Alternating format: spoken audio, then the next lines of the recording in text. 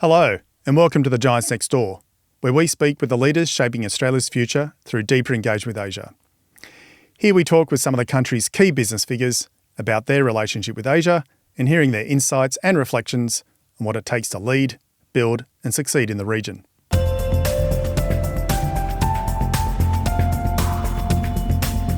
My guest today is David Olsen AM, National President and Chairman of the Australia-China Business Council and International Director of King & Wood Mallesons. David has spent decades building a dynamic network across Asia and Australia, particularly through his extensive work in Greater China. From navigating legal and trade initiatives to advising on cross-border investment and policy, David has had a front row seat to the tides shaping Australia's relationships across Asia. David, welcome to The Giants Next Door. Thank you very much, Lee. Good to be here. Fantastic. David, you started engaging with China back in the mid-90s, based out of Hong Kong as China's economy began to boom. Do you remember what drew you there in those early days and what stands out most from your time? I certainly do. Hong Kong in the mid-90s, wow, what a magnet for young professionals. Everybody was wanting to be up there. Hong Kong was the centre for activities getting into China. China was booming, it was going through that massive expansion, talking to the rest of the world. But Hong Kong remained the centre for all foreigners wanting to try to get into China at that time. So there was a lot going on, very, very exciting. Across the border, Shenzhen, Guangdong province, right at the epicentre of technological development, full of promise, very exciting.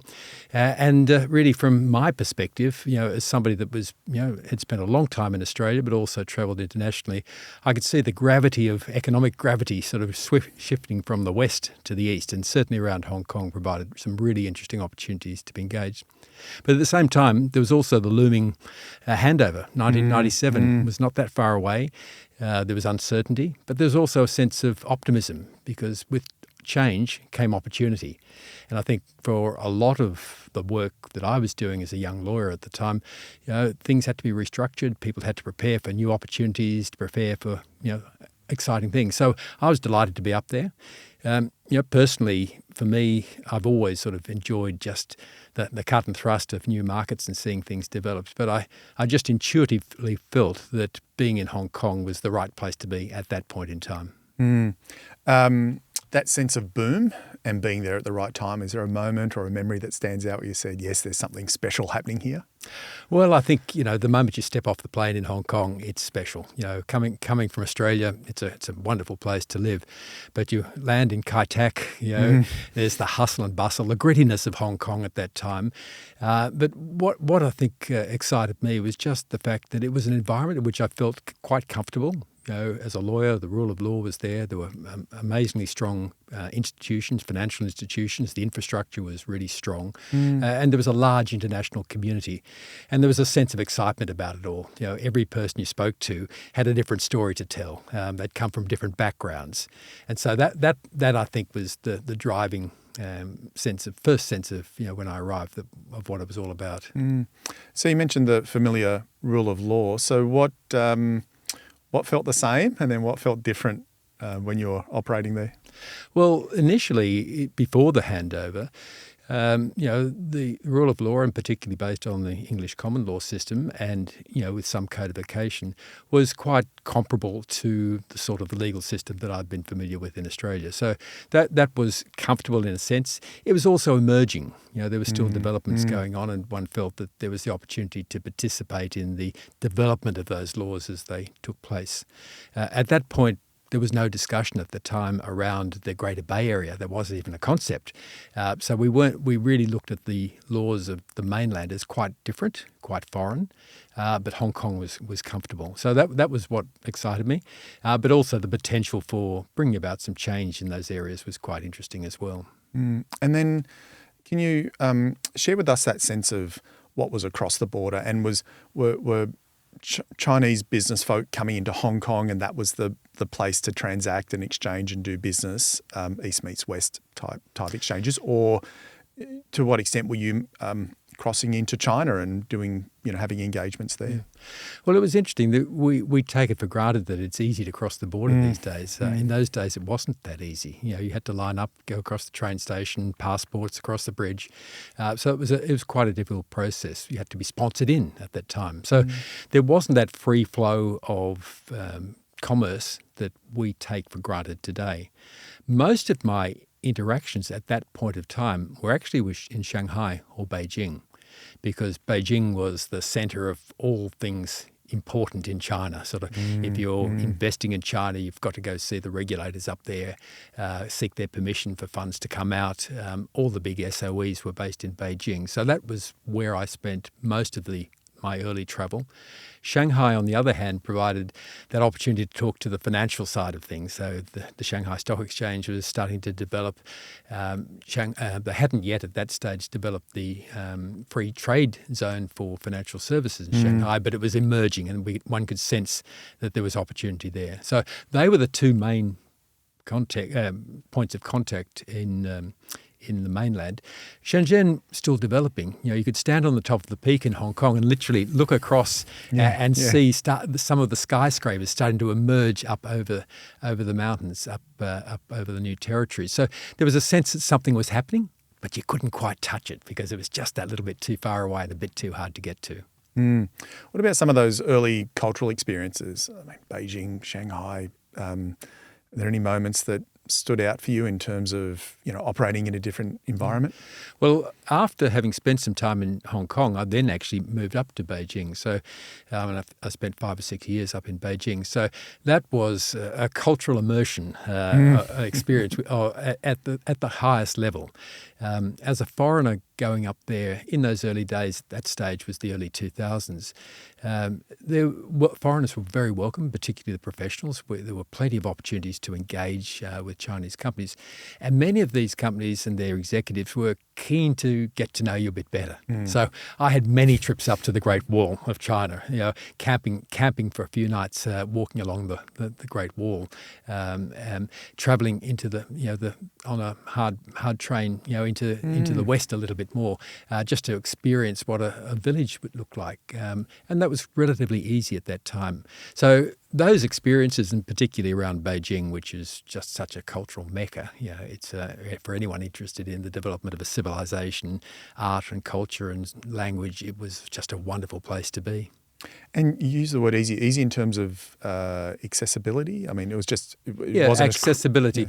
It wasn't, as some people thought, difficult to buy a ticket. Of course, the language, if you didn't speak the language, that was a little bit of a challenge, but there was always people around, people from the office or others who were willing to help you get that train ticket, direct you there. And look, I think certain characteristics, certain people, adapt more easily to others. I was prepared to take a few knocks and get lost in a few places and end up in places that were difficult to get out of, but it was all good fun. So thinking about those different locations you've lived but also worked, so Melbourne, Beijing, Hong Kong, Shenzhen, over decades, what personal and professional lessons did you take from that Asia moving journey, and how have they influenced how you've gone on to advise Australian businesses in particular looking at the region? Gosh, there are so many lessons that come out of that. I think, at a broader level, there's a realisation that to get the best out of a place, you've got to invest in yourself to understand it. You've got to build your understanding. You've got to be prepared to take a few knocks along the way because it's not always easy. And you've got to develop capabilities to enable you to sort of get up again and move on. So building resilience, building relationships is very important. And it takes time. I think that's probably the big takeaway from all of this, that you can't expect, certainly in a commercial environment these days, simply just to turn up, sell your products or your services and then expect it all to be fine. To get to that stage, you've got to invest it hard. You need to understand the laws, the regulations, the cultural norms, how business is done, what are the cue signs that you need to be aware of. And then above all of that, you've got to build an understanding of the political structure. how things operate in China, where decisions are made, how decisions are made, who is the person you're talking to, directly in front of you or in the meeting. Is that the decision maker, or is it that scruffy chap down the end who you subsequently find out is the chairman of the company? Yeah, they're very understated. Exactly most right. powerful figure in the room. So building that understanding and developing capability and a degree of resilience is really important. So do businesses coming up to the region, up to China, take that advice? Do you find yourself coaching them as much as advising them on how to be successful with? Because what you've outlined there is not just simply, well, here's a contract and here's a commercial agreement and let's execute. There's a lot around that you're sharing with us that contributes to being successful. Yeah, it depends when you're asking me that question, because in the early days, what was required is quite different to what is required now. So in the early days, it was really, how do you hand your business card across? How are you polite? Do you understand what guanxi means? And building relationships. That's still important, of course, although we've traded business cards now for WeChat digital signatures. Today, I think the situation is a lot more interesting. It's more complex. We've got a lot of factors that are outside the control of individual companies or even nations these days. Geopolitical factors make commerce more complex. So I guess what I'm saying is that there's another level of complexity, another bar that you have to jump, and that's understanding the entire global situation, or at least the regional situation, as much as the bilateral or situation that exists at the time. Yeah. So what you're touching on there are those knock-on effects from what's happening elsewhere, and it's not just always the direct relationship, and that seems to be playing out, to your point, more than ever these days. We think about knock-on effects. I'd just like to pick up on that point about the shifting cultural context. So perhaps we've moved on from two-handed business card exchanges, and that was the coaching early on, the advice given to folk about, to be culturally sensitive and this is how you do it. How has that shifted over the last couple of decades in terms of the culture, but particularly the business culture that Australian businesses might want to be aware of if they're heading up to China? Well, I think the big change now is that you need to understand where the company that you're dealing with fits into the whole ecosystem, and you need to understand the broader context, politically.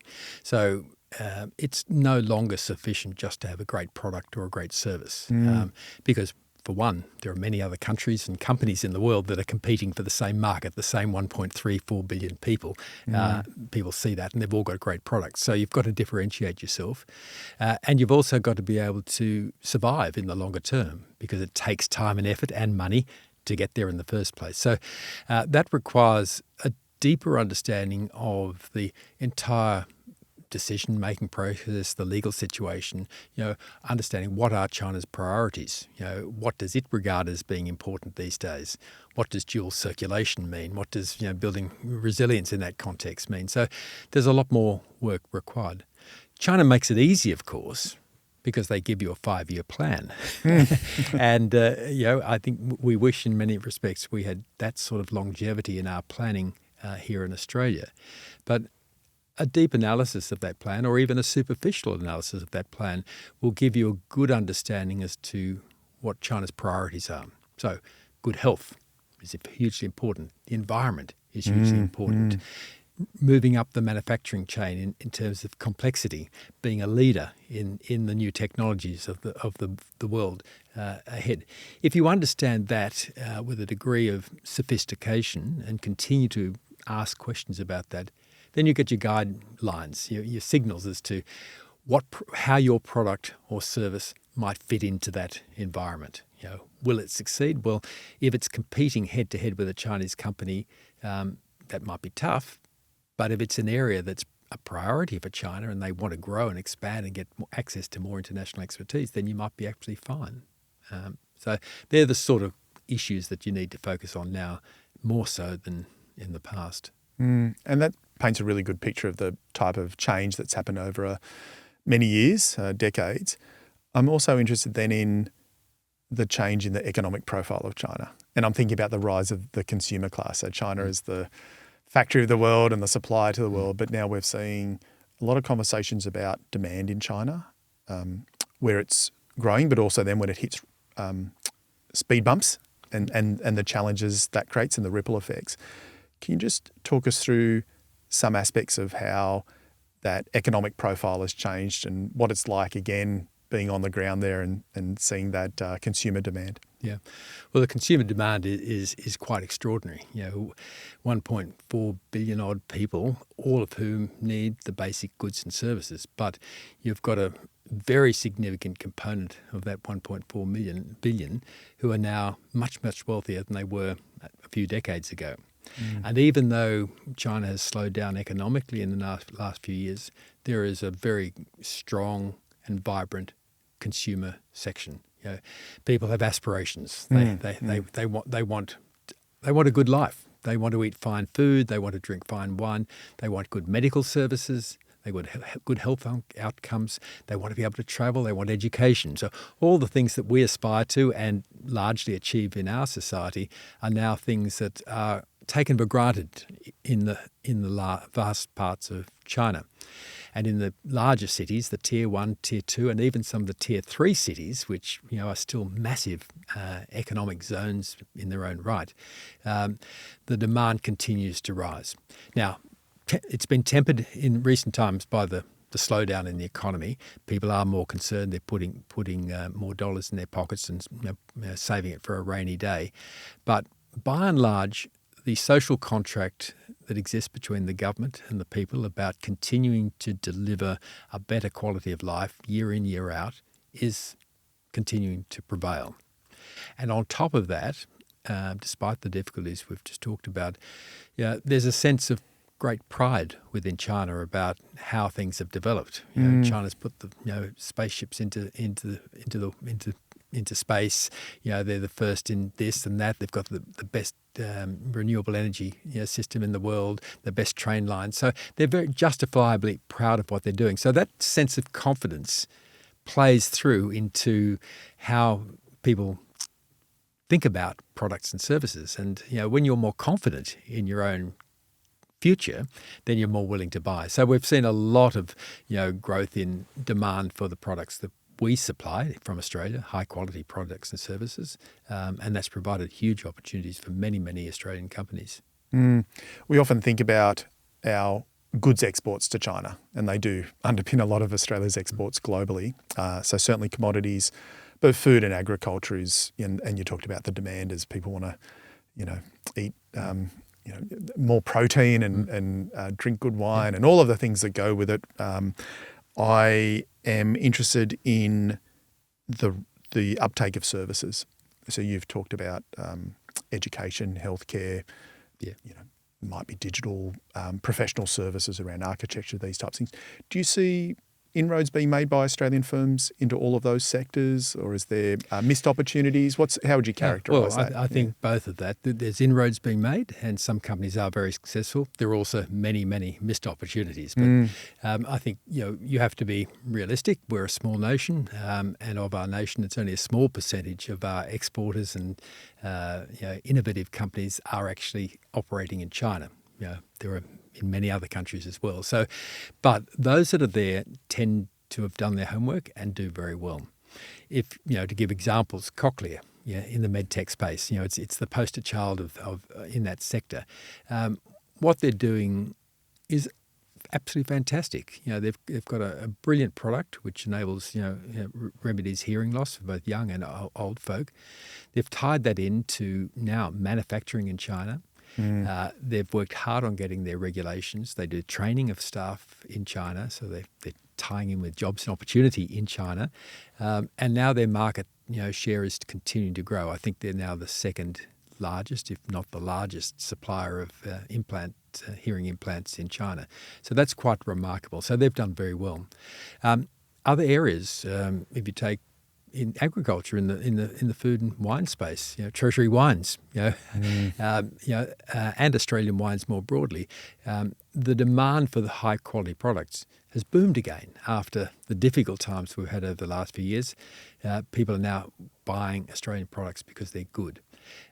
Other areas, there are Australian design companies Australian companies have designed not only stadiums for the Olympics, which we know, in 2008, the Water Cube was designed by an Australian company, but there are Australian companies, architectural firms, that are now building entire cities of 5 million people in parts of China. Amazing. And that's because of our great capacity and to be able to deliver a superb product in competition to others from around the world. In my little area, which is now not so little, the legal services area, who would have thought 20 years ago that an Australian firm would be operating successfully in China? We now have a very successful operation, 14 offices around China that continue to deliver top-flight legal services because we've invested in that. We've worked with people in cooperations with others. So this is being replicated right across the services sector, and I think this is where the opportunity lies. The challenge we have at the moment is that we haven't got a clear narrative and understanding about where China's going. There are a lot of forces that are encouraging us to look elsewhere, to diversify to other markets, which is absolutely fine. You've got to do that as part of a good risk management strategy. But we're not geared up to take advantage of all the opportunities that exist.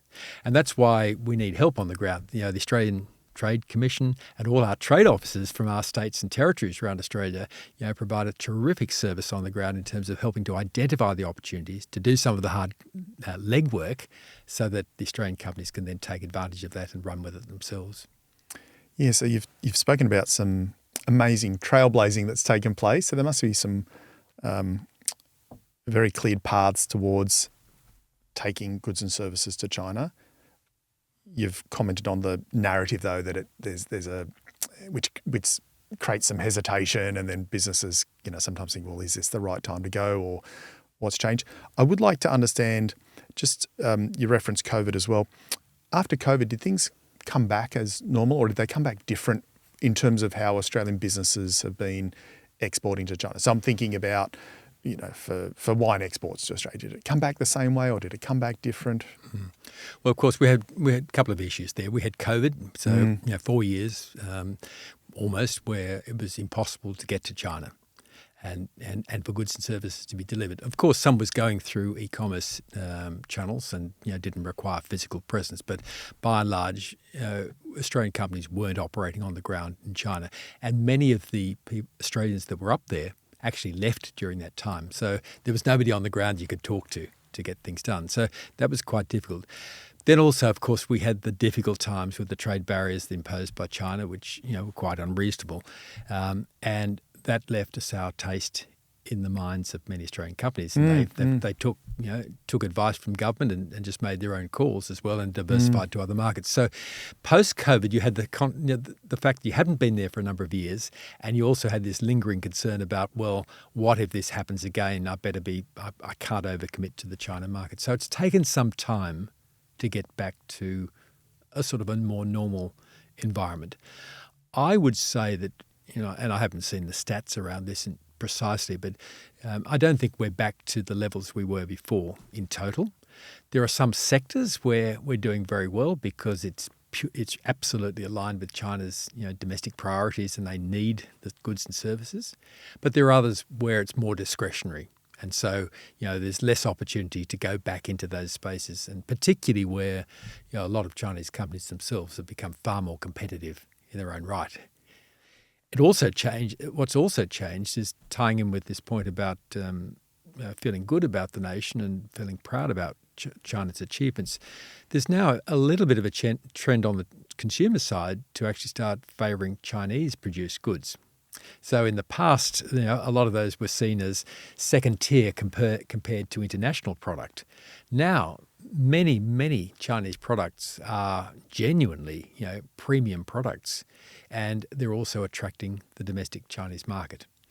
The marketing companies have, worked out how to market, using digital strategies to a China market, and they're doing very well. So it's become a little bit harder to connect for Australian companies in those areas.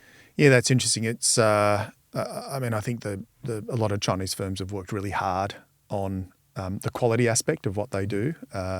You also mentioned about the level of competition from other international source markets. So Australia's not alone in terms of targeting China. So it must be ultra competitive, but the size of the prize must still be very compelling. That's it. China's not going away, and China's going to be a hugely important market, partner, even competitor to Australian companies in the years ahead. So we can't walk away from the market. It's still going to be hugely relevant to our prosperity in the years ahead, either because we're selling there or working with China, or because we've got to actually increase our own productivity and innovativeness to be able to compete against Chinese products coming to Australia. So, it's going to demand of us enormous amounts of energy in the years ahead.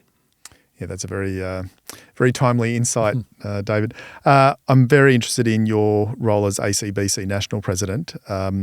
You've played a tremendous role in opening or perhaps even reopening business dialogue with China. You've been a part of many high-level delegations. What was it like to walk into those meeting rooms again after years of distance? And was there anything that surprised you about some of the conversations that took place after those COVID trade ban era? Yeah. Well, look, I think it's been a process. I'm proud of what the Australia-China Business Council has done over the last few years. We've stayed the course. It has been tough, and there've been many people who've suggested that we should be moving and disbanding and not operating in that space. So we've had to get through that. But during COVID, we as an organisation determined that we needed to maintain personal connections. And so we spent a lot of time working out how we could support our members to maintain their own personal connections. And we created a whole series of networks for our companies and our members. But we also knew that we had to connect to China's leadership as well. And so during the COVID, after having had a series of relatively high-level government-to-business dialogues in the past, face-to-face, we said, well, why don't we do an online one? So we took the rather ambitious call of deciding to knock on the door of the Chinese ambassador in Canberra and suggest that we'd like to speak to China's leaders during COVID. And to our pleasure, we actually had 2 high-level round tables at ministerial level and very senior Australian companies, sort of face-to-face over a webcam. That was hugely important because it gave us a sense of credibility. It all goes back to this point about building relationships and showing that you are deeply interested in each other. And then in December of last year, we organised a high-level delegation and we met with Premier Li Qiang and the Commerce Minister Wang Wentao, together with several other senior members in the Great Hall of the People, and it was a business-to-government dialogue only. And that was extremely well received. It was taking place in the context of the stabilisation of the relationship that our government, had been working really hard at since the Labor government had come in with very disciplined conversations. And so we're able to build on the back of that government and diplomatic work, hold our own. And so when the Prime Minister went up just a month or so ago, and I was fortunate to be part of the delegation to go with him, the reception we received was really one of the most positive receptions I've seen in the last 20 or so years of engagement with China. If I can just give an example, in the CEO round table, the dialogue, there were 14 senior Australian leaders, 14 from China. In the past, when I've been involved in these, it's high level, same people, but it's almost set pieces.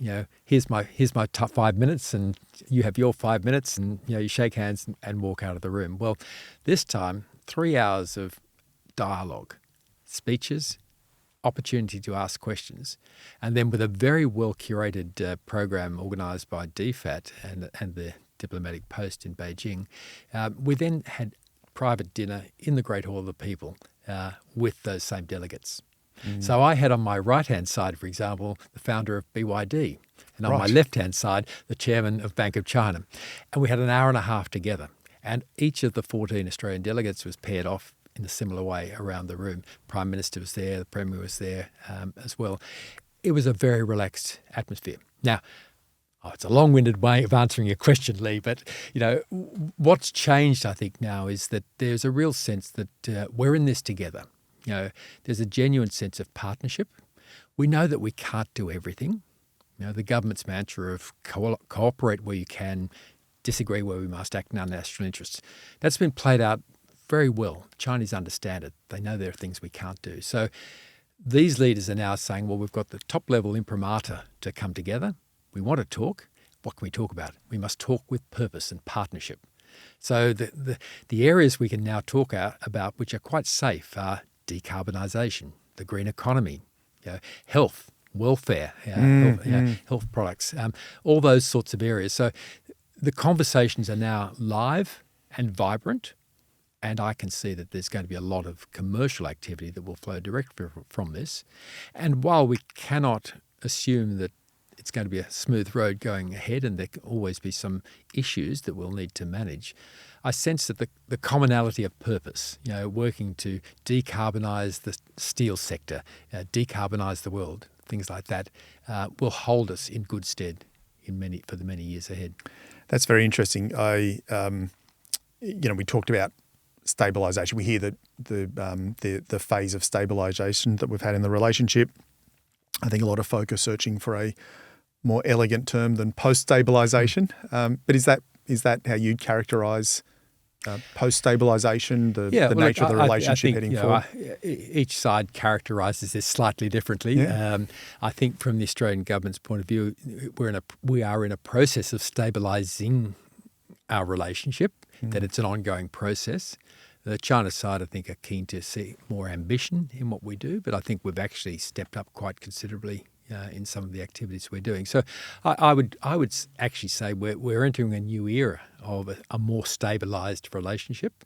I think we can dispense with the word stabilisation. I think we just now say, well, we have a partnership, we're working together, and there are areas where we see it mutually advantageous to work harder together. Okay, great. So with that as the context, if we brought it back down to individual businesses, the CEO of an Australian company or the head of a medium-sized enterprise that's thinking about China today, maybe they're not exporting or they're not doing business there yet. What advice would you give to an Australian business person who's thinking about exploring opportunities in China? How would they go about it? Well, I think the starting point is to go back, to head office, and you've got to have China and Asia on your drawing board. That must be part of your strategy, not in a superficial way, just by saying, I think I must go to China because it's a big market. It's got to be a very well considered and strategic assessment of the opportunities and the challenges that are faced before you even get off the plane to go up there. So that's the starting point. The advice I would give, based on everything these days, is do your due diligence. And that means building your capabilities first of all, because if you don't have the capability to understand what's happening, then you don't know what questions to ask. So build your capability to be able to travel, understand the market, invest in people on the ground. It's fine to have agents up there and rely on distributors or just read reports, but nothing beats getting on the ground and going up. Accept that it will take time. Some people are very lucky. They might have a product that they can immediately put into an e-commerce channel and have it distributed. That's fine, but for most, it requires a lot more work. Getting up there, building relationships, understanding which city to go to. China, like the whole of Asia and the ASEAN region that we talk about, so much these days. China is so many different cities with so many different characteristics and different demand profiles, different demographics. So you need to understand that and then work out where your product fits in. Possibly one good piece of advice I would give to somebody that doesn't know China that well would be to go to Hong Kong first. There's a surprising amount of connectivity between Hong Kong and southern China through the Greater Bay Area now. The Greater Bay Area is aggregation of 11 cities in southern China, plus Hong Kong, 86 million people. So it's a big market, but it's manageable, and you can do it from a base in Hong Kong. Excellent. I would hope that with your perspective, you've seen Australian business people engaging with China in more sophisticated ways over the years. But do you think there's a particular insight out of the again, the context you've shared, the advice you've given about the ways to go about it. I mean, is there something you wish that more Australian business people understood about the Chinese market?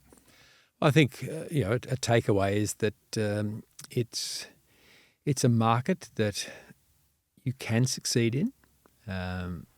It's a daunting market, but with perseverance, energy, devotion of resources and understanding, you can achieve some remarkable results. If I look at the companies that have succeeded particularly well, there are mining and resources companies. BHP, Fortescue, Hancock, Rio Tinto. Those four have invested very heavily in building relationships over long periods of time. They understand the market. Each has developed a different strategy in terms of how they engage. Some are buying products. They're all selling products, of course, to China, but some are working differently. Some are doing R&D together because they're working in partnership.